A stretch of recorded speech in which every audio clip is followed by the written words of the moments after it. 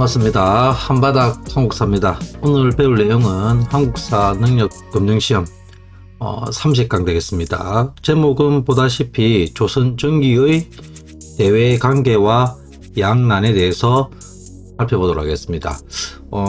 아마 여러분들 혹시 교재를 가지고 있다면 아마 조선 전기의 경제 그리고 조선 전기의 사회 문화 이 부분이 먼저 나와 있을 건데 조선 전기의 사회 경제 문화 파트는 이후에 조선 후기 경제 사회 문화할 때 같이 전기와 후기를 비교하면서 같이 보도록 하겠습니다. 그래서 먼저 조선 전기 경제 사회 문화를 넘어가서 바로 조선 전기 대외 관계와 양난을 갖다가 보고 조선 후기 정치사까지 보고 난 이후에 경제사 그리고 사회사 문화사를 갖다가 같이 연속해서 보도록 하겠습니다. 그러면 본격적으로 30강 내용 한번 한바닥에 정리해 보도록 합시다.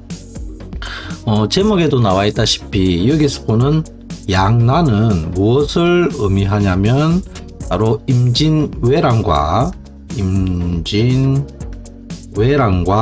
그리고 두 차례에 걸쳐서 일어난 호란을 갖다가 의미합니다. 왜란 같은 경우는 시기적으로 1592년 조선이 건국된 연도가 1392년이었죠. 그러니까 정확하게 200년이 흐르고 난 뒤에 임진왜란이 발발하고, 그리고 얼마 지나지 않아 왜란은 일본을 의미한다는 거 알겠죠. 호란은 오랑캐 호자입니다. 오랑캐들이 일으킨 난인데 여기서 말하는 것은 바로 여진족을 의미하겠습니다.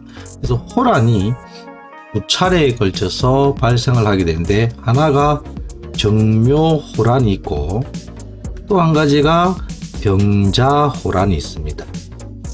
정묘호란 같은 경우는 1627년에 발생한 것이고, 병자호란은 1636년에 발생한 사건이 되는데, 여러분들이 남한산성이라든지 혹은 최종병기할이라든지 이런 영화의 배경이 됐던 호란은 바로 이 병자호란에 해당되겠습니다.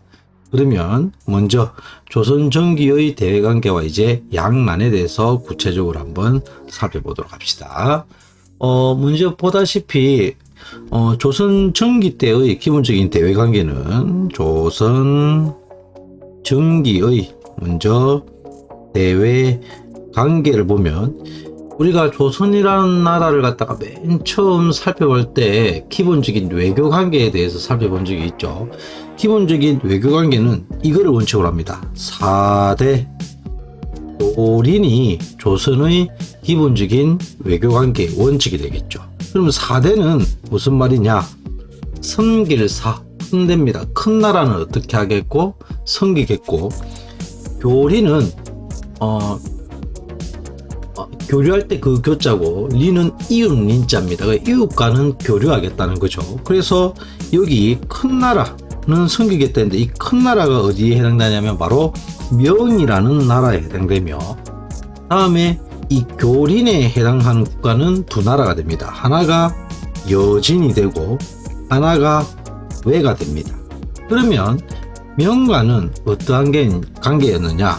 건국 초기에는, 건국 초기, 즉 태조 시기 때는 명과 그렇게 사이가 좋지 못합니다. 초기에는 긴장 관계에 있더라. 왜 긴장 관계에 있었냐면, 이 태조 때 실권을 잡고 있었던 정도전이 실제로 요동정벌을 갖다가 추진을 하면서 이 명과의 관계가 그렇게 좋지 못했던 거죠. 그러다가 태종이 집권하고 난 이후, 태종 집권 이후 태종이 이 요동정벌 계획을 취소를 갖다가 하게 되고, 이후 무슨 관계로 돌아서게 되냐면 친선 관계로 돌아서게 됩니다. 친선 관계로 돌아서게 되고, 이후 실리를 추구하기 위해서, 즉 4대 관계로 나아갔던 거죠. 그래서 4대 외교로 나아갔던 거죠. 즉 어쩔 수 없이 이 중국이라는 나라가 상당히 큰 나라였고,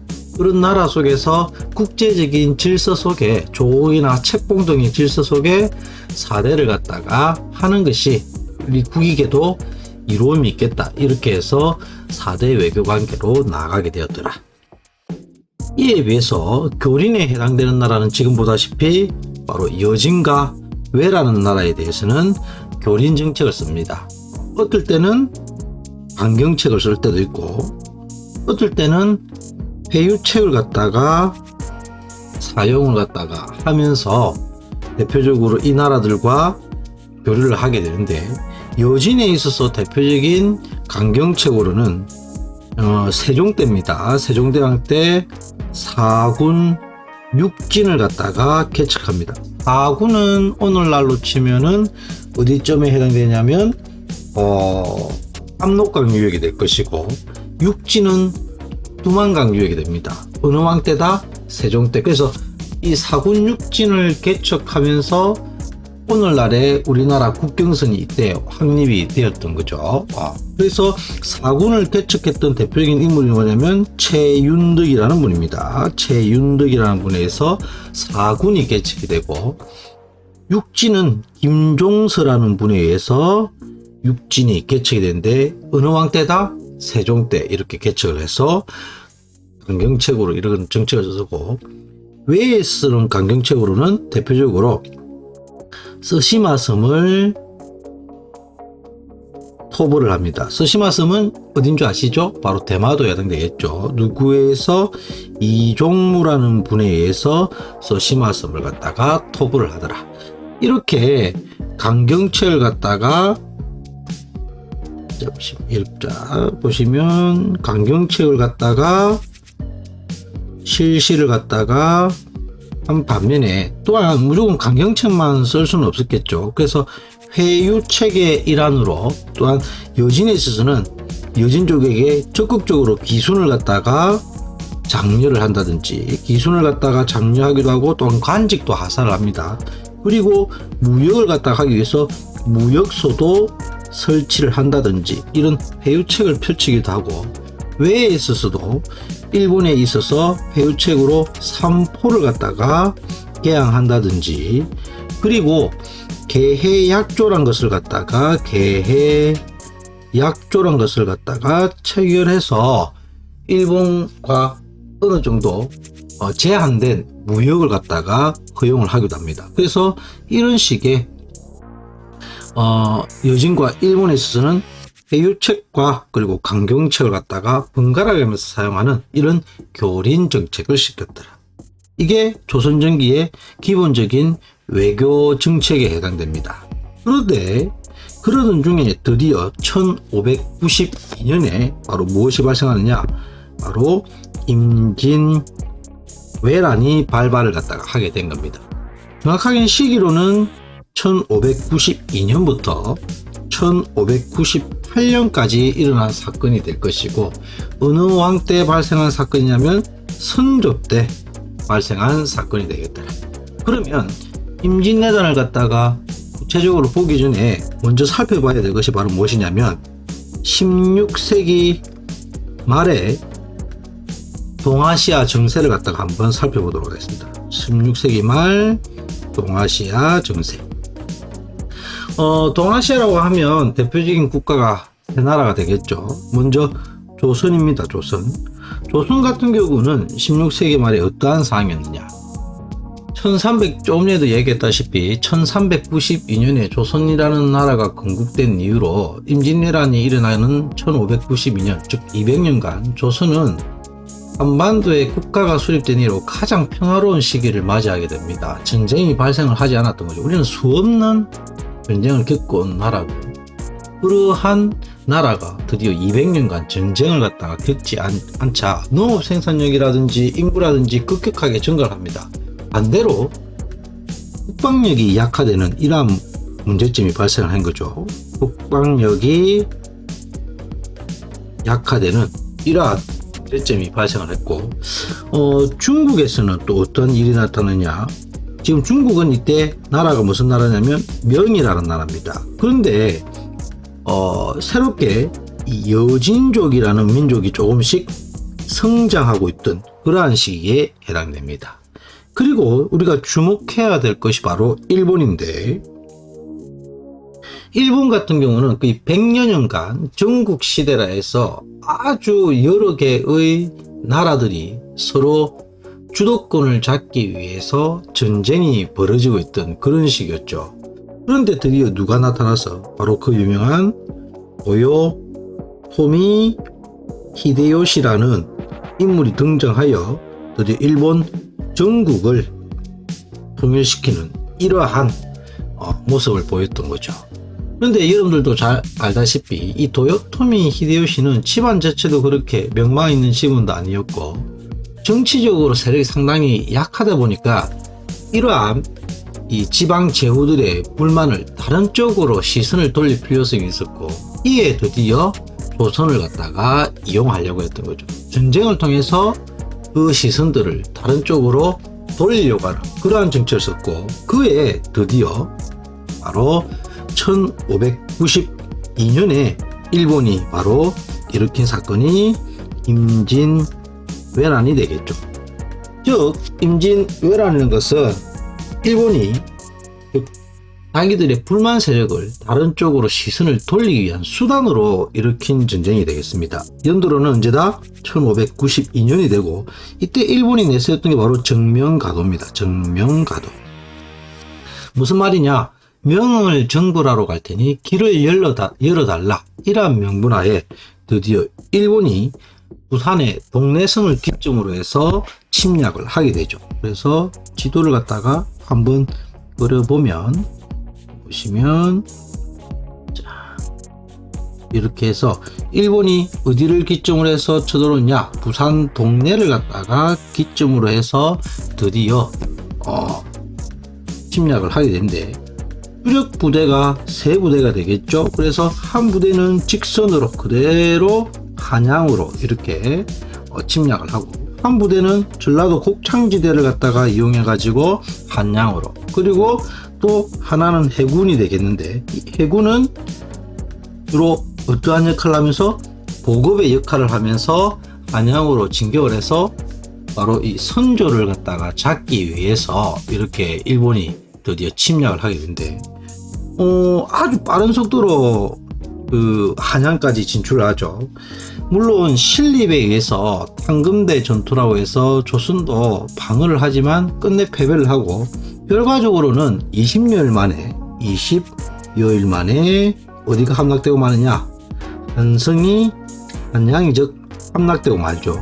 하지만 그럼에도 불구하고 이때 왕이었던 누구는 선조는 어디로 피난을 갔다 가게 되냐면 어주로 피난을 갔다 가게 됐고 드디어 국가가 절대절명의 위기에 처한데 이때 드디어 전세를 역전시키는 분이 등장하니 그게 바로 누구가 되겠다? 바로 너무나도 유명한 이순신이 되겠죠. 그래서 첫 번째 이러한 위기 속에 드디어 이순신의 활약을 봐야 되겠죠. 이순신은 첫 번째 승리가 어디냐? 폭포해전에서 첫 승리를 갖다가 거두게 됩니다. 그리고 그 다음에 대표적으로 사천해전에서 드디어 무엇이 등장하냐면 거북선이 처음으로 등장을 하게 됩니다. 그리고 드디어 커다란 승리를 거두게 되는데 그것이 바로 어디가 되겠다? 한산도 대첩에서 큰 승리를 갖다가 거두게 되죠. 이때 썼던 대표적인 전술이 바로 하객짓, 그죠? 얼마 전에 영화로도 제작이 되었는데 어쨌든 이순신과 수군의 활약으로 드디어 일본의 보급을 갖다가 차단하게 됩니다. 그러자 이 위기를 갖다 느낀 일본이 더욱더 강렬하게 민가를 갖다가 습격하게 되겠죠. 이 백성들도 이제 우리도 가만히 있을 수 없다. 그래서 드디어 두 번째 누구들이 활약하기 시작하느냐? 바로 어병들이 활약하기 시작하는 겁니다. 대표적으로 이때 어병들이 여러분들 나중에 지도를 갖다가 참고를 좀 하셔야 될 것 같은데 이때 활약했던 대표적인 어병들이 어떤 분들이 있냐면 유명하신 분 있죠? 홍의장군 박재우 어디에서 활동을 했더라? 어령이라는 곳에서 활동을 했죠. 왜 홍의장군이라고 부른다? 전투를 부를 때 어떤 옷을 입었기 때문에 붉은색 옷을 입고 전투에 이렇게 참전해서 홍의장군이라는 분이 있었고, 또한 담양이라는 곳에서 활동했던 대표적인 분이 있죠. 담양이라는 곳에서 활동했던 고경명, 그리고 또 사명대사 유정, 아주 신이한 그러한 기술로 유명한 사명대사 유정이라는 분들, 이런 분들의 활약으로 해서 전세가 조금씩 변화되던 속에 드디어 세 번째, 이제 어느 나라의 지원도 있었다? 명나라의 지원도 이어지게 되죠. 명의 지원, 정예부대 5만 정도가 드디어 조선을 갖다 지원하기 위해서 참전하게 되고, 또한 이때도 대표적인 커다란 전투에서 우리가 승리를 거두게 되는데, 이때 대표적인 전투가 이제 김시민 장군이 이끈 진주대첩이라든지, 진주대첩, 김시민, 지금 나오는 인물과 그리고 대표적인 전투는 알아두셔야 됩니다. 또한 이때 커다란 승리를 거뒀던 행주대첩, 누가 이끌었죠? 건율이 이렇게 커다란 승리를 갖다가 거두게 되면서 점점 전세가 역전되자 드디어 일본이 휴전을 제의하게 되는 거죠. 무엇을 제의하게 되었다? 휴전을 갖다가 제의하게 되었고, 약 한 3년간 협상이 이루어집니다. 3년간 협상이 이루어지만 끝내 합의점을 보지 못하고 결렬되고 말죠. 결렬이 되게 되더라. 그리고 다시금 결렬이 되자 일본이 조선을 침입하게 되는데, 이것을 무엇이라 부르냐면 정유재란이라고 부릅니다. 정유재란이 발발을 하게 되는데, 정유재란이 발발한 시기가 1597년에 다시금 발발을 하게 되고, 이후 이순신이 다시금 명량 대첩과 그리고 노량 해전에서 실제로 커다란 승리를 갖다가 거두게 되고, 안타깝게도 노량 해전에서 이순신 장군이 돌아가시게 되죠. 물론 일본도 이후 명량 대첩 이후에 도요토미 히데요시가 죽음을 당하게 되고, 이후 일본이 퇴각을 갖다가 하면서 끝내 전쟁은 종결로 이어지게 되더라. 하지만 각 국가의 피해는 엄청났죠. 특히 조선에서 전쟁이 발발하였기 때문에 조선의 피해가 가장 막심했는데, 이때 많은 문화재가 소실당하게 되고, 또한 이때 우리나라에서는 신문제의 동료라든지, 그 외에도 조선에서는 군대 체계가 변화되기도 하죠. 그래서 중앙군이라든지 지방군의 체계도 변화되기도 하고, 이에 비해서 반대로 일본에서는 우리나라의 많은 문화재를 약탈하고, 또한 기술자들을 갖다가 포로로 끌어가면서 오히려 일본은 문화적 발전을 갖다가 이루게 되더라. 이에 비해서 또 중국 같은 경우는 이때 중국에서는 명나라가 전쟁에 대한 많은 지원을 해서 조금씩 쇠퇴를 하게 되고, 반대로 이때 아까 전에 우리가 봤다시피 여진족이 성장했다고 했죠. 이 여진족이 드디어 어떤 나라를 세우냐면 우금이라는 나라를 드디어 건국하는 이러한 모습을 보이게 됩니다. 그래서 보시면 조선에서는 이러한 변화, 일본에서도 이러한 변화, 중국에서는 이러한 변화가 나타나게 됐더라. 하지만 일단은 전쟁의 결과 막대한 피해를 갖다가 본 속에 또다시 조선에서는 새로운 전쟁이 발발하니, 바로 무엇이 발발하였다? 바로 세 번째 주제, 바로 호란이 발발을 하게 됩니다. 호란은 말 그대로 조금 전에 얘기했다시피 오랑캐 호자입니다. 즉 여진족이 일으킨 두 차례의 전쟁을 갖다가 의미하게 되는데, 이 임진왜란이 끝나고 나서 조금 전에 봤다시피 명나라의 힘이 어떻게 됐다고 했죠? 조금씩 약화되고, 반대로 이 여진족이 세운 우금이라는 나라가 급속하게 성장하던 이러한 시기입니다. 임진왜란이 끝나고 나서. 지도를 통해서 한번 살펴보면, 제가 보시면 조금 전에도 봤다시피 조선은 점점 전쟁이 끝난 이후이기 때문에 상당히 세력이 약화되어 있던 그런 시기였죠. 다음에 명도 전쟁 이후에 세력이 약화되고, 반대로 여진족이 세운 나라, 즉 후금이라는 나라가 상당히 힘이 강해지고 있던 그러한 시기입니다. 그런 중에 후금이 계속해서 세력을 확대시키면서 이 명을 갖다가 계속해서 공격하였고, 이에 명나라가 어디에 도움을 요청하였겠다? 이 조선에 도움을 갖다가 요청했는데, 조선이 지금 누구를 도울 입장이 아니죠. 그에 이때 조선이 취한 정책이 바로 무엇이냐?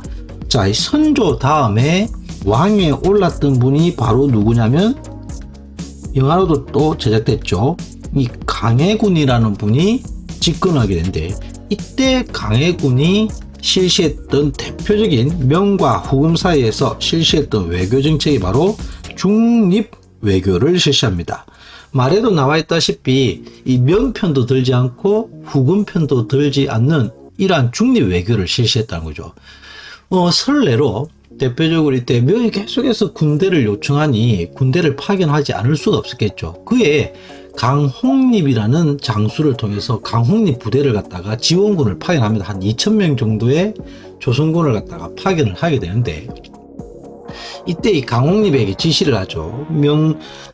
후금군을 갖다가 만나게 된다면 바로 어떻게 해라? 사정을 이야기하고 바로 항복을 하는 이러한 방향을 갖다가 지시를 하고, 실제로도 이 강홍립 부대가 이 후금군을 갖다 만나자 바로 항복을 갖다가 취하면서 왜 자기들이 군대를 갖다가 파견할 수밖에 없었는지 이런 것들을 설명하면서 이 후금의 이해를 갖다가 구했던 거죠. 그러면서 어느 정도 이 중립 외교를 통해서 명과 후금 사이에서 위기를 갖다 극복해 가는 듯 하였으나, 이러한 중립 외교에 불만을 가졌던 세력이 있습니다.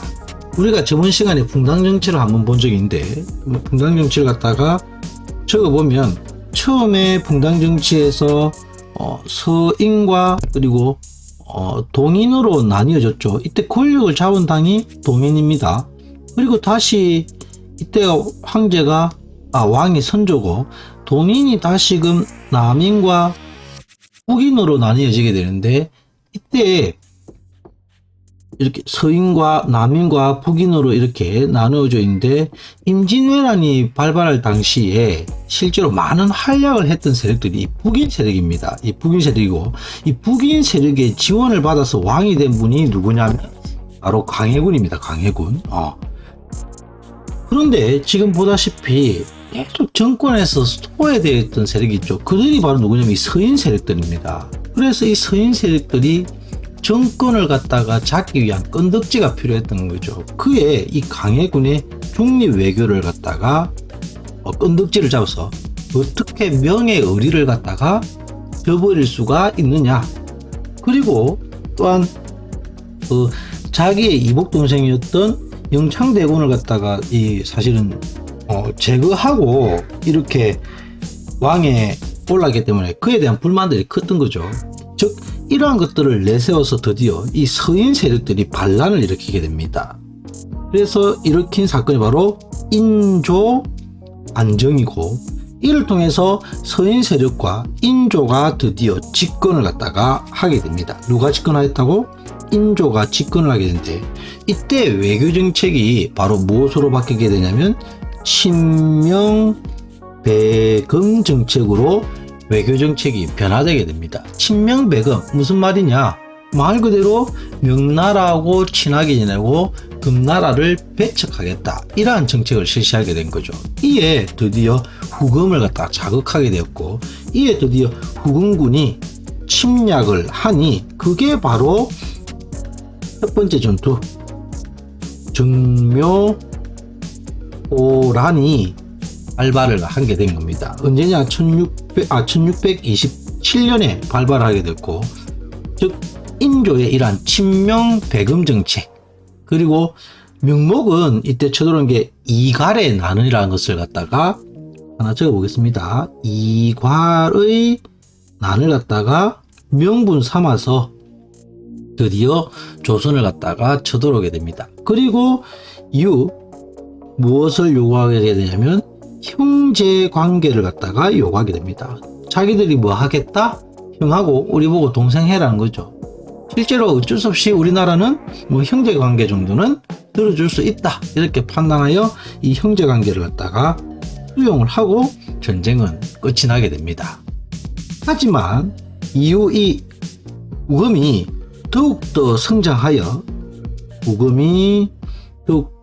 성장을 해서 이 후금이 어떤 나라를 세우게 되냐면 청이라는 나라를 갖다가 세우게 되고 이후 이 청나라가 드디어 군신관계를 요구하게 됩니다. 군신관계를 요구하게 되는데 이때 조선 정부에서는 크게 두 파로 나뉘게 됩니다. 하나가 주화파, 하나가 주전파. 주화파는 화친을 즉 청나라의 요구 조건을 들어주고 이 위기를 극복하자는 세력. 주전파는 무슨 소리냐, 저런 오랑캐를 갖다가 임금으로 모실 수 없다. 그래서 이때 주전파는 전쟁을 하자는 쪽인데 주전파가 인조가 따르게 되고, 즉 군신관계의 요구를 수용하지 않게 됨으로써 드디어 어느 나라가 또 쳐들어왔다? 바로 두 번째, 이 청나라가 다시금 쳐들어와서 일어난 전쟁이 바로 병자호란이 됩니다. 병자호란은 위에도 나와있다시피 1636년에 발발하였고, 끝내 영화라든지 등을 통해서 보시면 인조가 남한 산성에서 45일 정도 이렇게 저항을 했지만 끝내 패배를 하게 되고, 그 결과 삼전도의 굴욕이라든지 그리고 또한 끝내 군신 관계도 해결을 갖다가 하게 됩니다. 그리고 또한 이때 인조의 아들이 왕자가 두 분이 계셨죠. 첫째가 소현세자, 그리고 둘째가 복림대군이죠. 복림대군인데 두 분 다 인질로 끌려가게 되고, 이때 실제로 병자호란 이후에 수많은 사람들이 인질로 끌려가게 되는 거죠. 이후 인조 다음에 이제 누가 왕이 오르느냐, 자 여기 좀 좁아서 이쪽으로 옮겨서 적도록 하겠습니다. 지금 보시면 강해군, 인조, 그 다음이 태정태세, 문단세, 예성, 연중, 임명선, 광인, 그 다음에 누구죠? 효입니다. 효. 그 다음에 누가 왕이 오르냐면 효종입니다. 효종. 그 다음이 효종이 왕이 오르겠는데, 이 효종은 여러분들이 이 소현세자와 복림대군의 일화에 대해서 잘 아실는지는 모르겠지만, 소현세자는 나중에 성인이 돼서 왕으로 등극하기 위해서 조선으로 돌아와서 알 수 없는 죽임을 당하죠. 죽음을 갖다 당해야 되는데, 의문의 죽음을 당해야 되는데, 이후 누가 왕이 되냐면 이 둘째였던 복림대군이 왕에 오르게 되고, 이 복림대군이 바로 이 효종이 되는데, 이 효종이 실시했던 대표적인 정책이 바로 뭐냐? 바로 북벌론을 추진을 하게 됩니다. 북벌을 갖다가 추진하게 됩니다. 북벌이란 것은 말 그대로 북쪽을 정벌하러 가는 정책을 추진을 했다는 겁니다. 그 북은 바로 청나라를 갖다가 의미한데, 실제 가능성은 거의 희박하다고 보시면 되겠죠. 사실은 이 군대를 양성하면서 이 북부를 추진하기 위해서 우리는 군대를 양성하겠다 해가지고 군대를 갖다가 양성하고 자기들의 군사적 기반을 갖다가 키우기 위해서 추진한, 사실은 서인 세력과 이 효종이 이러한 자기들의 힘을 키우기 위한 명분으로 사실은 추진한 것이 북벌이지만, 어쨌든 명예에 대한 의리를 다시금 지키고 이 성대의 복수를 하겠다는 그러한 명분하에 추진했던 것이, 효종 때 추진했던 것이 바로 북벌이 추진이 되었던 겁니다. 하지만 이 북벌은 실제로 이야기했다시피 추진은 되지 못하고, 오히려 나중에 이 중국하고 러시아 사이에 갈등이 일어나게 되는데, 이 중국의 요구에 따라서 러시아를 갖다가 정벌하러 가는데, 이 북벌을 위해서 양성된 부대가 이용이 되게 됩니다. 그래서 이때 어디에 이용이 되느냐? 나선 정벌이라 부르죠. 나선, 러시아를 갖다가 예전에 나선이라 불렀습니다. 나선 정벌에 이용이 되기도 하고, 또한 이때 오히려 이때 중국의 우수한 문화들이 조선에 전파되면서 북학론이 제기되기도 합니다. 북학론, 북쪽의 학문을 갖다가 배우자는 이런 운동도 어느 왕 때 추진되었다? 효종 때 이렇게 추진이 되었더라. 그래서 오늘 본 내용은 조선 전기의 대외관계와 임진왜란과 그리고 두 차례에 걸쳐서 일어난 호란, 그리고 마지막으로 효종 때 추진된 북벌 운동까지도 이렇게 강해군, 인조, 그리고 효종, 앞에는 선조, 이렇게 네 차례에 걸쳐서 시기로 보면은 선조가 첫 번째, 광해군이 두 번째, 인조가 세 번째, 효종이 네 번째. 이게 뭐 글자가 제대로 이렇게 안 되는데 다시 보면 선조가 첫 번째가 되겠죠. 효종이, 광해군이 두 번째, 인조가 세 번째, 그리고 효종이 네 번째. 이러한 순서로 대표적인 사건들을 조금 많은 양을 갖다가 한바닥 안에 적어봤습니다. 그러면 이를 바탕으로 기출문제 한번 풀어보도록 합시다. 보시면 다음 왕에 대한 설명으로 옳은 것은 이렇게 되어 있죠. 그래서 보시면 청의 볼모로 끌려갔다 돌아온 왕자에게는 꿈이다. 청의 볼모로 끌려갔다. 그러면 두 분이죠. 소형과 복림대군이 답이 될 건데, 왕이 된 것은 승곽과 무기를 정비하고 군대를 양성하였다. 무엇을 위해서? 북벌을 추진하기 위해서. 북벌을 추진했던 왕 바로 효종이 됩니다. 효종.